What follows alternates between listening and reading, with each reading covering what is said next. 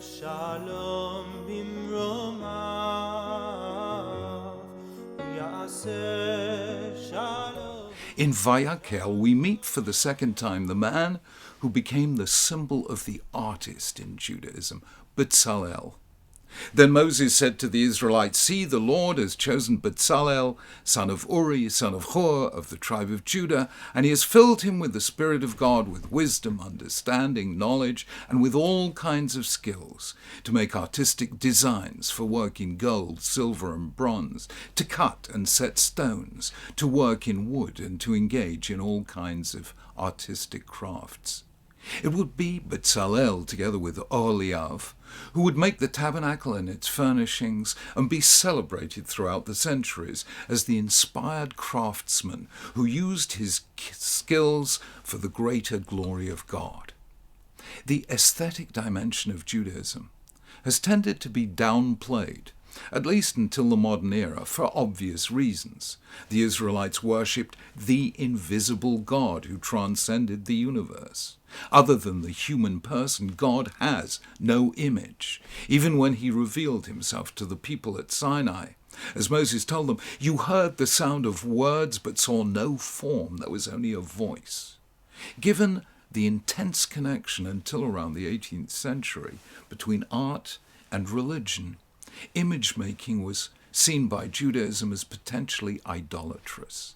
Hence, the second of the 10 Commandments, "You shall not make for yourself an image in the form of anything in heaven above, or on the earth beneath, or in the waters below." This concern continued long after the biblical era. The Greeks, who achieved unrivaled excellence in the visual arts, were, in the religious sphere, still a pagan people of myth and mystery, while the Romans had a disturbing tendency to turn Caesars into gods and erect statues to them. However, the visual dimension was never wholly missing from Judaism. There are visible symbols like tzitzit and tefillin. There is, according to the sages, a meta mitzvah known as hidur mitzvah, beautifying the command, to try and ensure that all objects that we use in performance of a command are as beautiful as possible.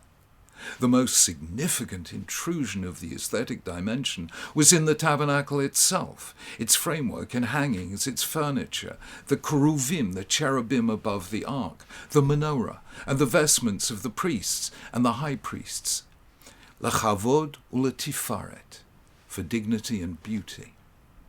Maimonides, in the Guide for the Perplexed, says that most people are influenced by aesthetic considerations, which is why the sanctuary was designed to inspire admiration and awe, why a continual light burned there, why the priestly robes were so impressive, why there was music in the form of the choir of the Levi'im, the Levites, and why incense was burned to cover the smell of the sacrifices. Maimonides himself, in the work known as the 8 Chapters, his introduction to the commentary on Pirkei Avot, speaks about the therapeutic power of beauty and its importance in counteracting depression. This is what he says: "Someone afflicted with melancholy may dispel it by listening to music and various kinds of song, by strolling in gardens, by experiencing beautiful buildings, by associating with beautiful pictures, and similar sorts of things that broaden the soul." Art, in short, is balm to the soul. In modern times, the person who spoke most eloquently about aesthetics was Rav Kook. In his commentary to the Siddur, he wrote, "Literature, painting, and sculpture give material expression to all the spiritual concepts implanted in the depths of the human soul. And as long as even one single line hidden in the depth of the soul has not been given outward expression, it is the task of art, avodat ha'omanut, to bring it out." Evidently, these remarks were considered controversial, so in later editions of the commentary, the phrase literature, painting, and sculpture was removed, and in its place were written the words literature, its design, and tapestry.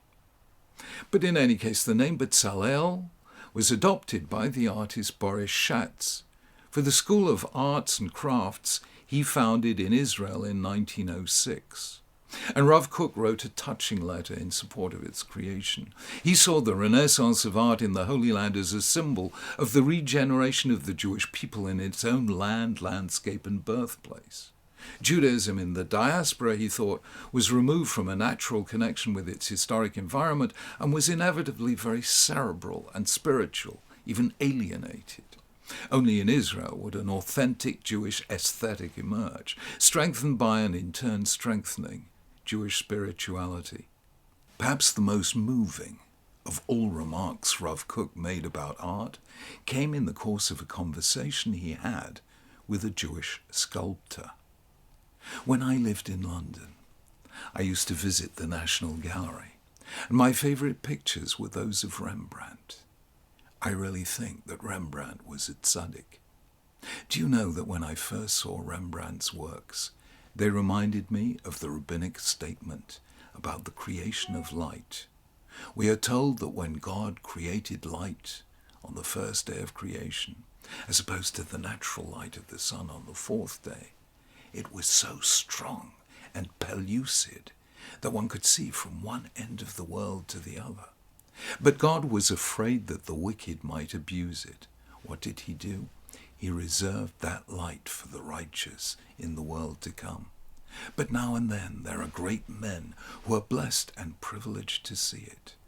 I think that Rembrandt was one of them, and the light in his pictures is the very light that God created on Genesis Day.